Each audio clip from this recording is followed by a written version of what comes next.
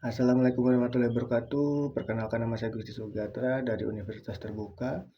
Prodi saya PGSD, NIM saya 8604898111. Nah, di sini saya akan mempresentasikan tugas dari mata pelajaran Ilmu Filsafat.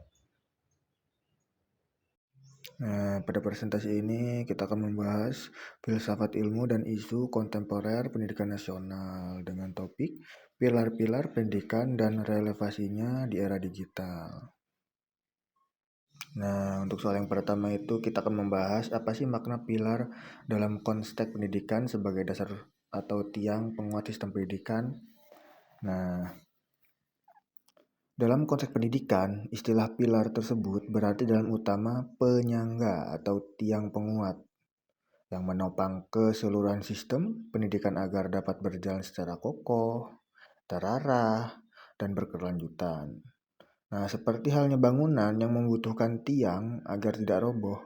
Nah, sistem pendidikan juga memerlukan pilar-pilar utama sebagai fondasi dalam mencapai tujuan pendidikan. Nah, adapun secara konseptualnya, pilar pendidikan berfungsi sebagai yang pertama itu landasan nilai dan arah pendidikan, sehingga proses pendidikan tidak berjalan tanpa tujuan. Nah, untuk yang kedua, penguat sistem pendidikan baik dari sisi kurikulum, tenaga pendidik, peserta didik, maupun lingkungan sosial. Nah, yang ketiga, pedoman dalam pengambilan kebijakan pendidikan agar pendidikan mampu menjawab tantangan zaman. Nah, untuk yang keempat, penjamin kualitas pendidikan karena setiap pilar saling mendukung dalam membentuk manusia yang berpengetahuan, berkarakter, dan memiliki keterampilan.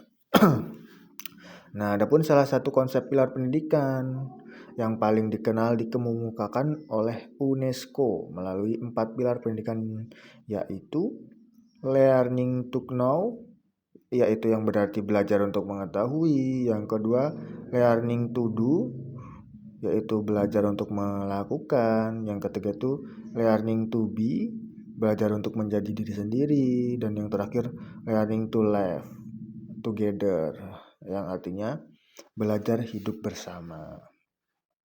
Nah, dalam analisis kontekstual dalam sistem pendidikan Indonesia, dalam konteks Indonesia, pilar pendidikan dapat dilihat sebagai fondasi yang mendukung terciptanya pendidikan berkualitas dan berkarakter.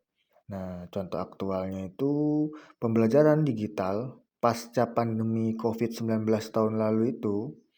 Saat pandemi COVID-19, nah, pendidikan mengalami perubahan besar seperti pembelajaran daring, kondisi ini menunjukkan pentingnya pilar pendidikan sebagai penguat sistem.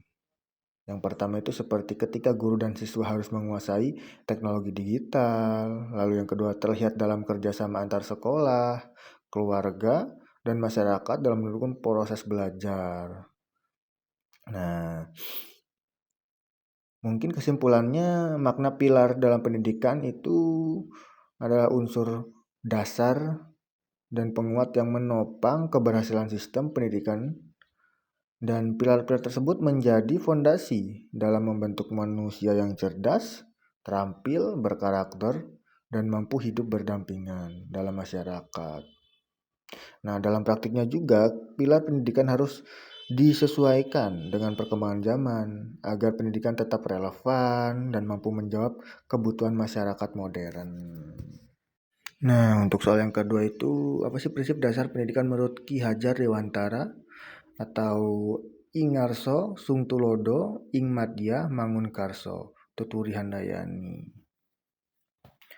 Nah, dalam persoalan nomor 2 ini, prinsip dasar pendidikan menurut Ki Hajar Dewantara dikenal melalui semboyan, yaitu yang tadi disebut seperti Ingarso Suntulodo, Ing Madya Mangunkarso, Tuturi Handayani. Nah, semboyan ini menjadi dasar filosofi pendidikan Indonesia dan menekan bahwa pendidikan bukan sekedar transfer ilmu, tetapi juga proses membentuk karakter, moral, dan kemandirian peserta didik. Nah, kita akan membahas satu persatu, yaitu dari semboyannya. Yang pertama, Ingarso Suntulodo. Nah, yaitu yang berarti di depan memberi teladan. Nah, prinsip ini menegaskan bahwa seorang pendidik itu atau pemimpin harus menjadi contoh yang baik bagi peserta didik. Nah, guru pun juga tidak hanya mengajarkan melalui kata-kata, tetapi juga melalui perilaku, sikap, etika, dan tindakan sehari-hari. Nah, analisis kontekstualnya. Nah, dalam Indonesia, pendidikan modern, peserta didik lebih mudah meniru perilaku dibandingkan hanya mendengar nasihat. Nah, karena itu integritas guru sangat penting. Misalnya tuh guru yang mengajarkan disiplin harus datang tepat waktu.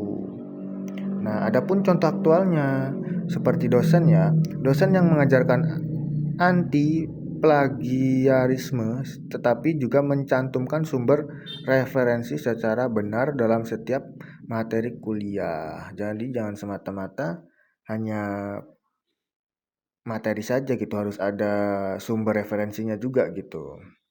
Nah, untuk yang kedua itu ada ing madya mangkun karsa. Nah, yang artinya itu di tengah membangun semangat. Nah, prinsip ini berarti pendidikan harus hadir di tengah peserta didik yang membangun motivasi. Nah, kreativitas juga dan semangat belajar. Nah, guru pun juga bukan sosok otoriter yang hanya memberi perintah, tetapi juga harus menjadi fasilitator dan rekan belajar. Nah, adapun juga analisis kontekstualnya.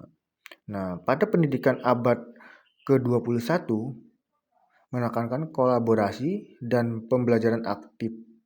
Nah, peserta didik membutuhkan dukungan emosional dan motivasi agar mampu berkembang sesuai potensinya.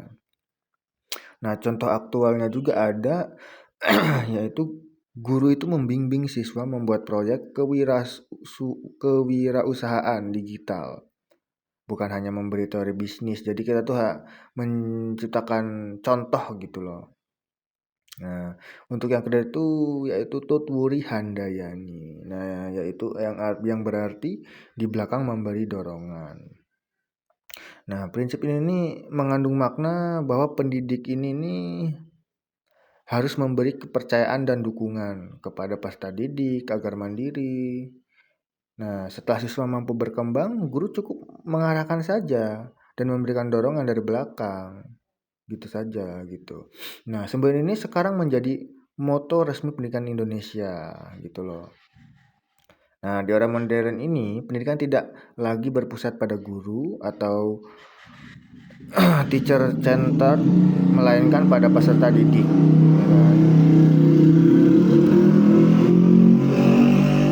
Nah, maaf ada suara motor. Nah, ketiga prinsip ini nih tetap relevan hingga saat ini, terutama dalam menghadapi tantangan pendidikan modern yang menurut keseimbangan antara pengetahuan, karakter, kreativitas, dan kemandirian peserta didik.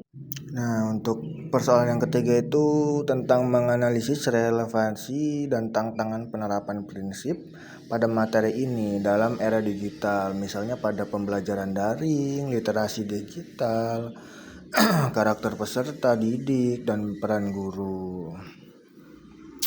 Nah, pada persoalan ketiga ini, analisis referensi dan tantangan penerapan pilar-pilar pendidikan UNESCO dalam era digital, disertai konsep aktual seperti pembelajaran daring, literasi digital, pembentukan karakter, dan peran guru. Nah,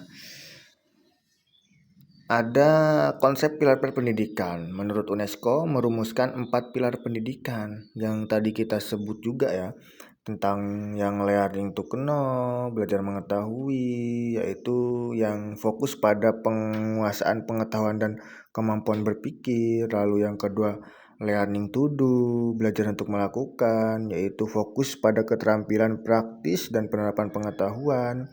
Lalu yang ketiga learning to be, belajar menjadi diri sendiri, yaitu fokus pada pengembangan kepribadian, kemandirian, dan karakter. Lalu yang terakhir learning to live together, belajar hidup bersama, yaitu fokus pada kemampuan bekerja sama, toleransi, dan hidup dan beragam. Dalam era digital, keempat pilar ini tidak hilang tetapi mengalami transformasi makna dan tantangan implementasi.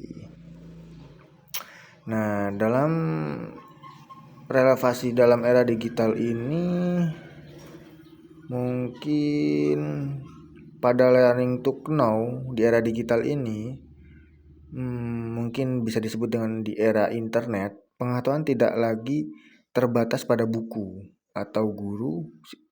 Nah, siswa juga dapat mengakses informasi dari Google, YouTube, jurnal, hingga platform AI lainnya. Nah, seperti contoh aktualnya itu siswa menggunakan platform seperti Ruang Guru atau YouTube untuk memahami materi matematika. Nah, penggunaan AI juga itu untuk membantu memahami konsep yang sulit gitu. Jadi tidak menuju ke arah yang buruk gitulah ya. Nah, untuk yang kedua mungkin learning to do ya. Yaitu dalam pembelajaran digital itu pilar ini semakin relevan dengan munculnya keterampilan abad ke-21 yang tadi itu ya. Atau digital skills, problem solving, lalu kolaborasi virtual. Nah, mungkin contoh aktual itu seperti siswa mengajarkan proyek menggunakan Google Docs secara kolaboratif. Nah, menurut analisisnya itu pembelajaran tidak lagi berbasis teori saja. Nah, tetapi juga berbasis proyek atau project based learning. Ya bisa dikatakan seperti itulah ya. Mohon maaf jika berbahasa Inggris saya sangat buruk. Nah, namun juga kesenjangan akses teknologi ini menjadi tantangan besar bagi mereka gitu loh. Karena kita tahu juga di Indonesia ini banyak keluarga-keluarga yang mungkin bisa dibilang tidak mampu, kan begitu. Lalu yang ketiga ini ada learning to be. Di era digital ini sangat mengaruhi identitas dan karakter peserta didik. Nah, salah satu contoh aktual itu seperti fenomena cyberbullying di media sosial. Mungkin relevansinya pendidikan karakter menjadi semakin penting untuk membentuk pribadi yang bertanggung jawab di dunia digital, mampu mengontrol diri, memiliki etika bermedia sosial. Karena kita bisa lihat dan tidak bisa dipungkiri banyak anak-anak di bawah umur juga terkadang sudah bisa mengomentari sebuah postingan dengan kata-kata yang buruk atau istilah mengejek begitu. Nah, mungkin analisisnya itu tanpa pendidikan karakter digital, peserta didik itu rentan kehilangan arah akibat pengaruh negatif internet seperti adanya tuh hoax, budaya instan dan konsep tidak sehat yang lainnya. Nah, untuk yang keempat ya. Yang keempat ini learning to live together. Nah, dalam ruang digital ini interaksi sosial ini tidak hanya terjadi secara langsung tetapi juga secara virtual. Nah, mungkin kita akan mengambil contoh aktual itu seperti diskusi kelas melalui Zoom ya atau Google Meet. Nah, kolaborasi lintas daerah bahkan negara dalam proyek online itu tuh terjadi gitu loh.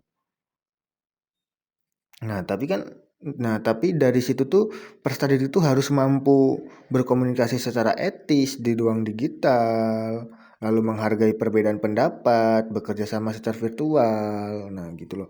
Jadi dengan adanya ruang Zoom atau Gumit tersebut itu peserta didik ini harus mampu gitu loh. Kita tuh harus mampu berkomunikasi secara etis, tidak asal jeplak gitu loh. Lalu karena di situ banyak orang tuh kita harus menghargai pendapat orang lain gitu loh.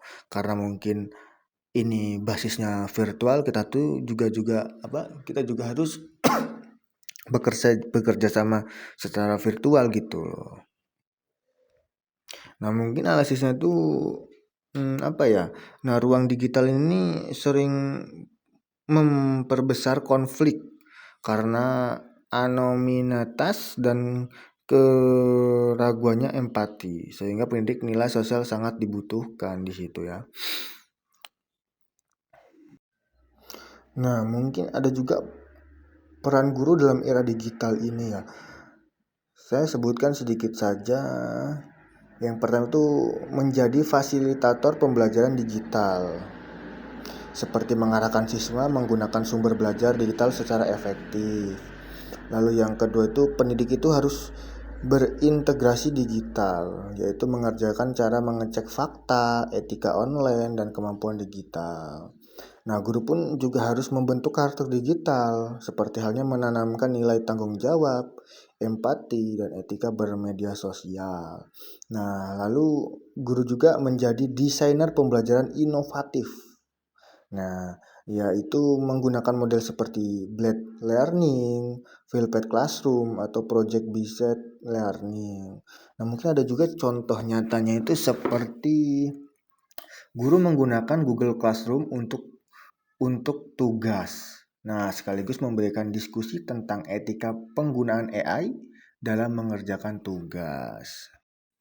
Nah, untuk persoalan yang keempat itu yaitu refleksi singkat tentang bagaimana pilar pada materi ini nih dapat menjawab persoalan pendidikan nasional saat ini. Nah, mungkin dalam pilar-pilar pendidikan yang umum dirujuk dari UNESCO, yaitu ada 4 tadi ya, yang seperti learning to know, learning to do, learning to be, dan learning to live together. Nah, pilar-pilar ini tetap sangat relevan untuk membaca ulang masalah pendidikan nasional Indonesia saat ini. Namun juga relevansinya itu tidak cukup hanya dipahami secara kontekstual saja, tetapi juga tuh harus perlu dilihat sebagai kerangka solusi terhadap berbagai persoalan seperti rendahnya literasi, kesenjangan keterampilan kerja, kritis karakter, hingga lemahnya konsesi sosial.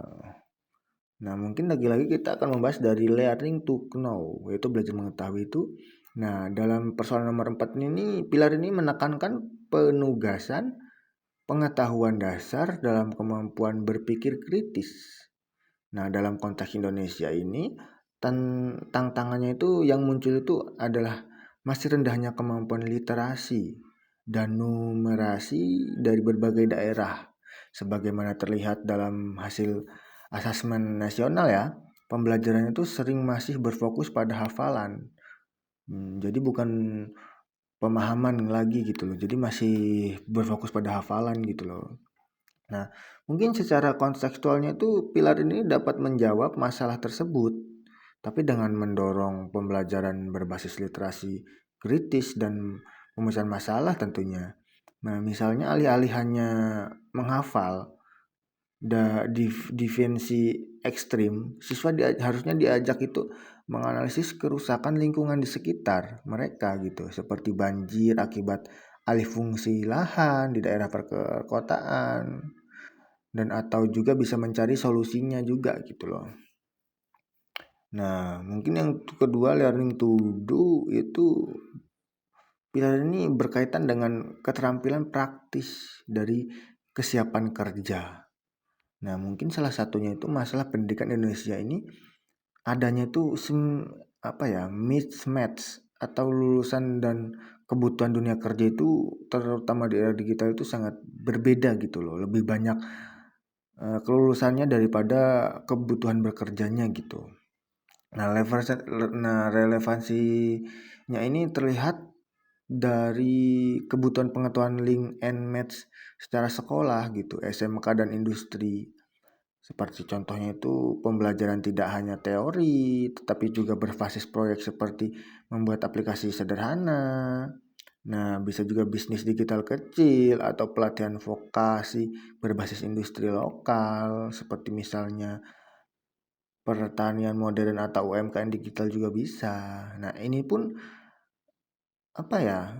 sejalan juga gitu dengan kebutuhan era ekonomi kreatif dan otomatisasi di era digital sekarang gitu loh.